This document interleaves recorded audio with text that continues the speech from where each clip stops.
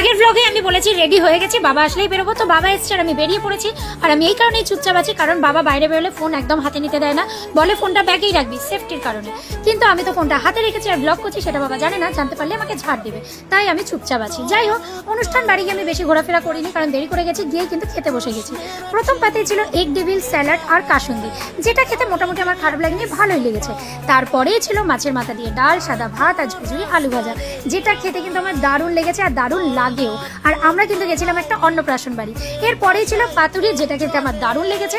আর একটা কথা বলি, আমার কিন্তু এডিট করতে করতেই জিভে জল আসছে, এত খায় তাও যেন হয় না। যাই হোক, এরপরেই ছিল চিকেন, আর চিকেনের পরের পর আমি আর খাই না। অনুষ্ঠান বাড়ি ঘোরা কমপ্লিট, খাওয়া দাওয়া কমপ্লিট করে এবার আমরা বাড়ির পথে রওনা দিয়েছি। বাবা মৌরানিকে নিয়ে মৌরানির ওই বাড়ি দিতে গেছে, কারণ মৌরানি ওই বাড়িতে আছে। আর ভাই তো নেই, ভাই কোলাঘাটে শো আছে, ও কোলাঘাটে গেছে।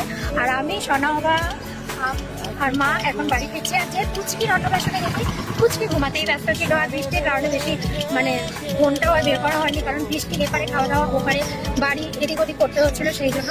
তো যাই হোক, সবকিছু ভালো ভালো কেটেছে।